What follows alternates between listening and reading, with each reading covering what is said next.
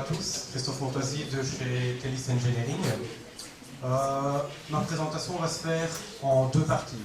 On va passer 10 minutes d'abord en guise d'introduction sur le management de l'innovation. Ce qu'on a vu dans le monde des drones, comme dans tout business, en fait, ce qui est important, c'est de trouver sa place dans un marché et de trouver la bonne place. Et comme on l'a vu ici au cours de présentation, le monde des drones, c'est quelque chose qui est en train de s'ouvrir, qui est très vaste. Et donc, comment trouver la bonne idée pour trouver sa place et pouvoir transformer son business en succès. Alors, je vais revenir très rapidement sur quelques notions importantes, à mon sens, en termes d'innovation et créativité. C'est qu'est-ce que la créativité, qu'est-ce que l'innovation et pourquoi changer de cadre. Alors, rapidement, imaginez-vous, vous allez au cinéma voir un film, ça dure 1h30, vous allez boire un verre après. Si vous voulez changer l'expérience de ce film avec la personne avec qui vous allez boire un verre, il est compliqué de repasser le film en revue en passant par l'ensemble des dialogues, l'ensemble des images, etc. pour pouvoir échanger à propos de ce film. Le cerveau humain ne peut pas tout retenir, et le cerveau humain, ce qu'il fait, en fait, c'est filtrer l'information. On va se faire sa propre conception du film, on va ne retenir qu'une partie, qui est une interprétation, qui est une simplification, et en fait, on va créer un concept, une image interne, et c'est à partir de ce concept qu'on peut commencer à échanger, et c'est à partir de ce moment-là qu'on va pouvoir créer. Si je vous montre ceci, on a tout de suite une idée de ce qu'est le film. Donc, le concept, il peut être très fort. Et ce concept, c'est vraiment la force que doit avoir une entreprise dans la vision qu'elle va avoir de son projet. C'est ce que le manager doit gérer dans l'entreprise. C'est créer un concept fort qu'il va pouvoir partager avec son équipe. Et à partir de ce concept, on va pouvoir le décliner et commencer à avancer, à être créatif et à créer des nouvelles idées. Le concept, c'est aussi une représentation du monde. Donc, si on prend Einstein, E égale mc carré, il n'a jamais que simplifié quelque chose qui existait, qui était présent. Et cette simplification, elle permet ensuite à d'autres chercheurs de trouver plein d'applications. Donc ça, c'est le premier principe, la créativité. On reprend James Bond, sur le concept James Bond, il y a plein de films qui ont été faits. On prend un autre concept, encore une image, ça va très vite, on voit où on veut en venir. Il y a plein de films qui ont été faits. La question que je me pose dans ces cas-là, et on pourrait reprendre le cas du drone ou de n'importe quelle application, on peut décliner ça plein de fois, avec plein d'incréments, plein d'améliorations, mais un jour ça s'arrête. Il y a un jour où en fait le faisceau va s'épuiser et on va être à court d'idées. D'où l'intérêt de changer de cadre. Il arrive un moment, le concept s'épuise et c'est le moment de passer sur un autre concept. Donc, les sociétés de filmographie, ce qu'elles font, c'est qu'elles vont multiplier les concepts pour éviter d'arriver à une source qui va se tarir. Si on revient sur la notion de concept et ce qui nous occupe aujourd'hui, le drone, le drone c'est quoi si on regarde? C'est un véhicule duquel on a enlevé le conducteur. L'intitulé de la présentation, c'est drone et robotique. Quand ça se rencontre, qu'est-ce que ça donne? Donc, on va voir après ce qu'est la robotique. Donc, le drone, on a vu, ici il y en a un qui est présenté. Il y a plein de formes de drones qui existent.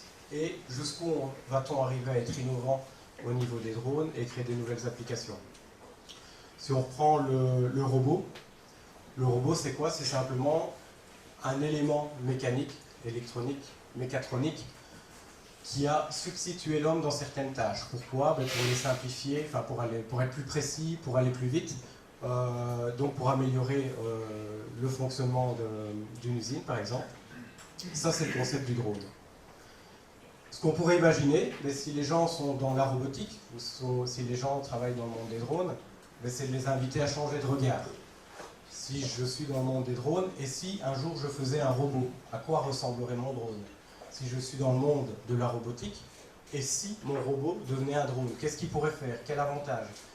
Et ça, on peut le décliner à peu près dans tous les métiers.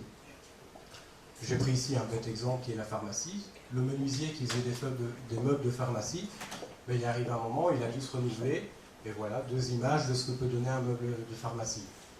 Si on le croise avec la robotique, on change le cadre, c'est toujours des meubles de pharmacie, par contre la fonction elle est fort différente, les débouchés sont différents. Et donc voilà, l'idée, à mon sens, l'idée forte, quand on veut être innovant, c'est pouvoir imaginer un autre cadre, une autre vision, et c'est ça qu'on doit porter dans l'entreprise pour créer de la rupture. Actuellement, chez Telis, on travaille sur les robots tondeurs, donc ils sont des robots.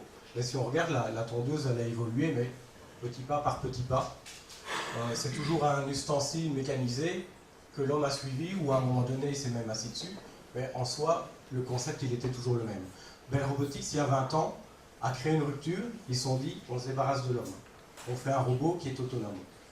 Aujourd'hui, ils se disent, on doit encore créer une rupture, et c'est ce sur quoi on travaille actuellement, et c'est pouvoir mener ce robot encore plus loin, et quelque part, il va rencontrer un peu toutes les capacités qu'ont les drones aujourd'hui. Ce qui m'amène à parler de la deuxième partie.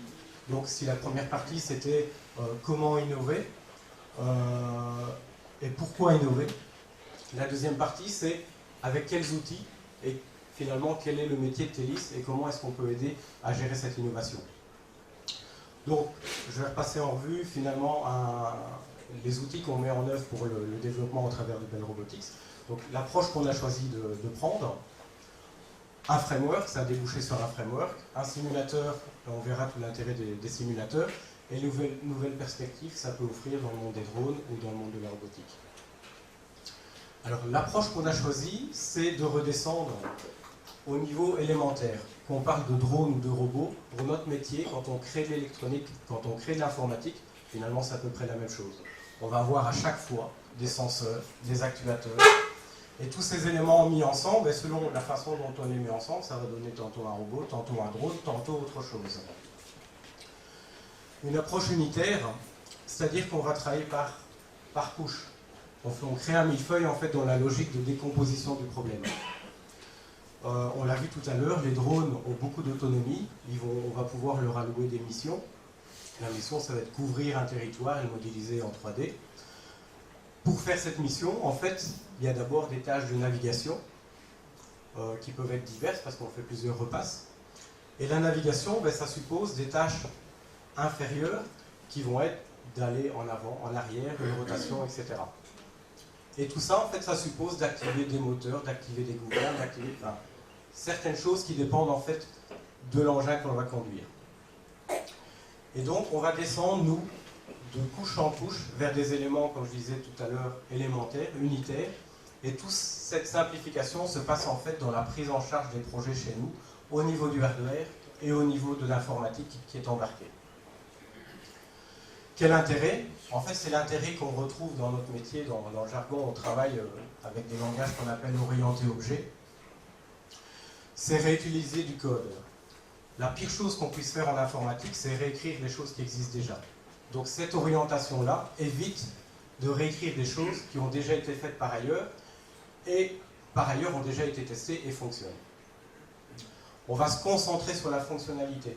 L'intérêt, c'est quand on a des gros projets à gérer et créer un nouveau drone, créer un robot, ce sont des grandes tâches, ça prend du temps. C'est pouvoir découper le travail et le distribuer au sein des équipes sans qu'il y ait besoin de comprendre tout le projet. On va bien pouvoir découper, responsabiliser chaque équipe sur certaines parties du projet, et ce n'est que plus tard qu'on rassemblera le tout. En termes de maintenance, pareil, simplification, parce que le code est bien séparé et on n'a pas de duplication de code.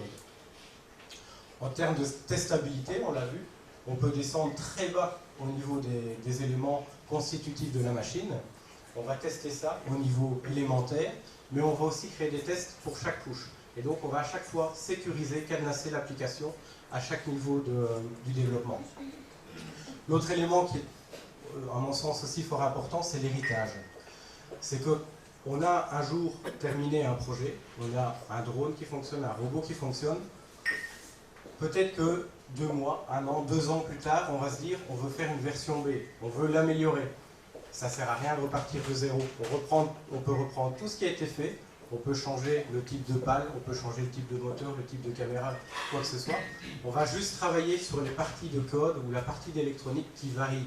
On ne doit pas tout reprendre de zéro, on peut faire évoluer les parties qu'on pense importantes et qu'on veut faire changer. L'autre élément important, c'est la gestion des événements. On l'a vu, les drones doivent pouvoir évoluer dans plein de milieux différents. Et dans ces milieux-là, surtout si les engins se multiplient, il peut y avoir des événements non planifiés. Et par définition, cela, il faut pouvoir les gérer aussi, sinon ça peut être potentiellement la catastrophe. Et donc, pour pouvoir réagir par rapport à ça, il faut réagir rapidement, donc réagir à court terme, et avoir une réaction qui soit efficace. Comment est-ce qu'on fonctionne dans le framework? On va en fait présenter l'événement au travers des différentes couches que j'ai expliquées tout à l'heure. Et en fonction de l'événement qui est présenté, c'est l'une ou l'autre couche qui va réagir et qui va se reprogrammer automatiquement. Donc si on a une panne moteur, on va gérer ça aux éléments, au niveau les plus élémentaires. Si on a un problème de collision, c'est plutôt dans la navigation où il va falloir corriger. Une batterie faible, détection d'une batterie faible, on va devoir réagir sur l'ordre de mission et replanifier une nouvelle mission pour revenir sur une borne de chargement, par exemple. Au niveau du framework, en 2 mots, sans rentrer dans la technique, on a choisi de partir sur 2 types de langage, parce qu'il y a du langage bas niveau qui est efficace pour les parties surtout électroniques, et on veut tirer les avantages d'une technologie comme .NET, qu'on va utiliser plutôt à haut niveau, notamment parce qu'on dispose d'énormément de librairies, et c'est une programmation qui est beaucoup plus agile que dans le C++. Donc voilà, c'est un framework qui permet de mélanger ces 2 langages, ces 2 types de langages, et du coup de tirer le meilleur de chacun de ces langages. En quelques mots, le framework, comment est-ce qu'on l'a implémenté en intégrant les parties électroniques et parties informatiques. On voit des building blocks, donc c'est l'agrégation d'éléments élémentaires de l'électronique qu'il faut intégrer.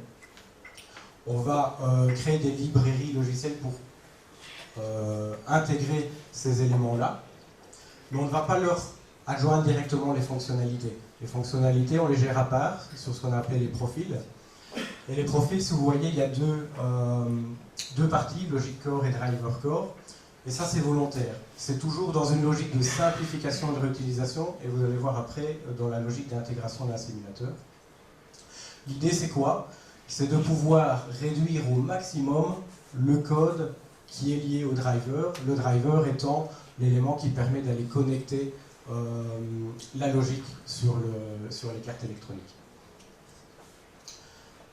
On a en fait en parallèle un développement qui se passe sur simulateur et un développement qui est intégré à la machine en elle-même.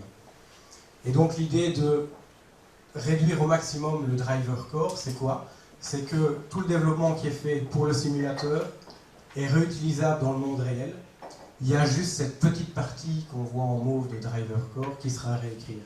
Ça veut dire qu'on peut faire énormément de travail sans investissement matériel, sans risque matériel au travers du simulateur. Il y a juste la partie driver qui sera spécifique au monde réel. Quel intérêt? Travailler avec un simulateur, c'est pouvoir se permettre plein de choses. C'est jouer sur le temps, accélérer les choses ou les ralentir pour pouvoir les observer beaucoup mieux. Donc les accélérer, c'est aller déceler des événements qui se passent rarement et pouvoir réagir dessus. C'est des conditions de labo, planter un drone, ça peut coûter très cher. Quand on est sur simulateur, on ne prend pas trop de risques. On peut répéter les choses sans cesse et sans cesse pour vraiment bien comprendre et essayer de corriger. On peut se mettre dans des conditions critiques qu'on n'oserait pas faire avec du matériel en vrai, en tout cas sans l'avoir testé correctement avant. Donc se mettre dans des conditions particulières parce qu'encore une fois, en conditions de labo, on ne prend pas vraiment de risques. Et alors on peut interagir directement sur le logiciel en mode debug, donc on accélère encore tout ce qui est développement. L'autre aspect, on l'a vu, le testing peut se faire aux différents niveaux, bas niveau et couche intermédiaire, et c'est éviter les régressions. Au niveau du simulateur, toute implémentation qui est apportée dans l'évolution du projet, il n'y a pas de régression parce qu'on a tout cadenassé et on peut tout vérifier au niveau du simulateur. L'autre aspect, c'est quand le projet est terminé, on va pouvoir présenter déjà au client, sans même avoir forcément du matériel, on peut déjà faire des démonstrations. Qu'est-ce que ça donne quand on met ça dans votre monde à vous, dans l'utilisation du drone ou du robot? On va pouvoir présenter les choses et montrer comment ça va fonctionner. Les perspectives, on l'a vu, les drones ont déjà pas mal d'autonomie. Donc c'est gérer cette autonomie sur les couches supérieures, donc quand je parlais de missions de vol, etc. Donc c'est gérer tous ces aspects-là, mais c'est aussi aller voir plus loin. Si on voit les projets qu'il y a chez DHL au niveau des drones, ils ne travaillent pas sur un drone, ils travaillent sur des flottes. Ils ont des projets de distribuer des colis sur des périmètres importants. On va commencer à penser la logistique en intégrant les drones dedans.